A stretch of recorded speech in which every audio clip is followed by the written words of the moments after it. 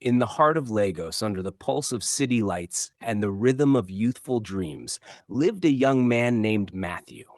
He was hardworking, humble, and deeply in love with a beautiful woman named Cynthia.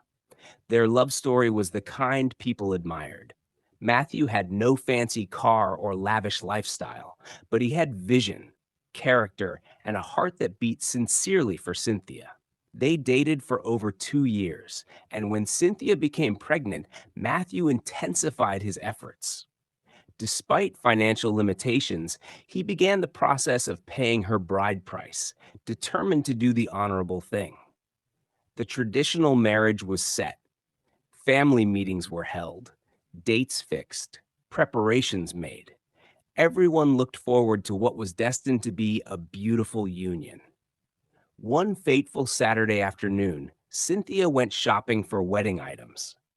At the mall, she met Theophilus, a wealthy, well dressed man who pulled up in a shiny SUV. He was suave, persuasive, and generous.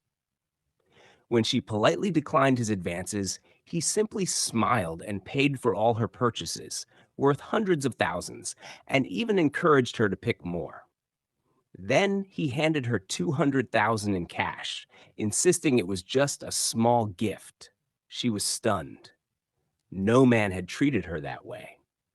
Not even Matthew, her fiancé. Theophilus asked for her number. Hesitant but flattered, she gave it.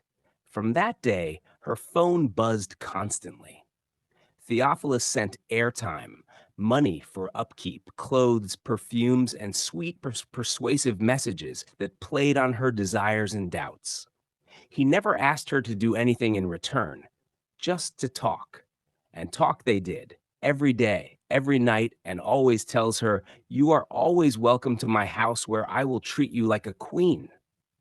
Cynthia, moved by these words, started seeing Theophilus as God sent to her and her family because of the money and gift Theophilus lavished on them. 3 weeks to her traditional wedding, Cynthia sat alone in her room, calculating. This man I just met is doing all this for me. And Matthew, the man I'm about to marry, can't even do half of this. Blinded by sudden luxury and false promises, she made a decision that shocked everyone. She called off the wedding. Matthew thought it was a joke. He cried, begged, even involved both families. But Cynthia was unmoved. "You're not a man of vision, Matthew," she told him. "You can't even take care of me properly." Matthew was heartbroken and asked what will happen to our yet unborn child. "I've gotten rid of that thing you deposited in me," she said coldly. "I don't want to bring any child to this world to suffer in the hand of a man without vision." Matthew wept like a child. 2 years later, Cynthia already living with Theophilus, but not married to him. Life was sweet, luxury, shopping, trips. But each time she brought up marriage or meeting her parents, Theophilus would wave it off with promises. "Next month, baby. Let's settle some business first. Don't worry, baby. Our wedding will be talk of the world."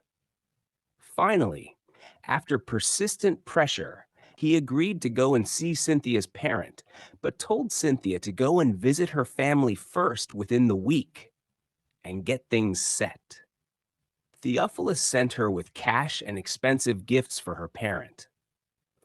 But after just a week away, she returned to find the house locked up, empty. She tried calling his phone but switched off. She asked neighbors in the estate. Neighbors told her the chilling truth. "Madam, Theophilus don't travel back to America. He has wife and children there. He only comes to Nigeria once in a while to manage his properties." Then one of the neighbors said to her, "Madam, I think say you self come chop your own share, because that's how he's been doing with other ladies."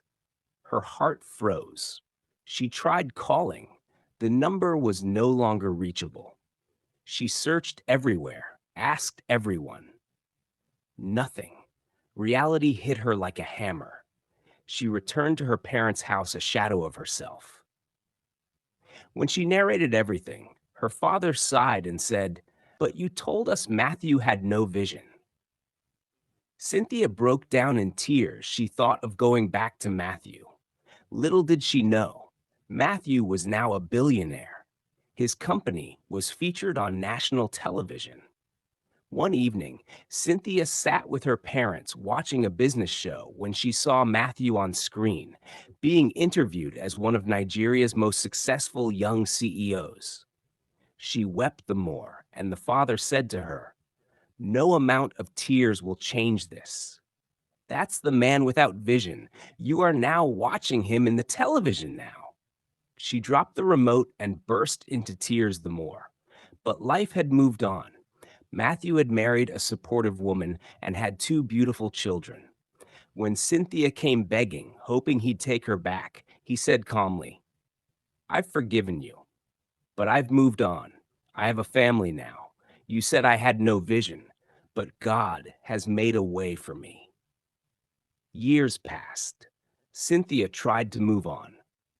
She entered another relationship desperately, only to discover she was being scammed. She tried again and again to get pregnant, at least to be a mother, but something wasn't right. A hospital test confirmed her worst fear.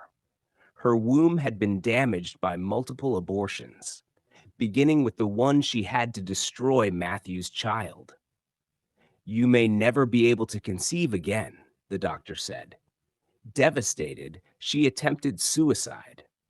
But in that darkest moment, God sent a man named Pastor Samuel, who intervened, counseled her, and led her to Christ. "You must forgive yourself," he told her. "God still has a purpose for your life." And so her healing journey began. Today, Cynthia is not married. She has no children of her own, but she anchors a popular program called Before You Say Yes, where she mentors young women, sharing her story as a warning and a guide. Her voice trembles when she speaks, but her message is clear. Don't be deceived by flashy things. Don't trade vision for vanity. If I could go back, I would choose character over comfort. I would choose the man with vision. Not all that glitters is gold. A man without a car today may be a king tomorrow. Vision is greater than possessions. And no matter how far you've fallen, God can still lift you if you truly repent and surrender.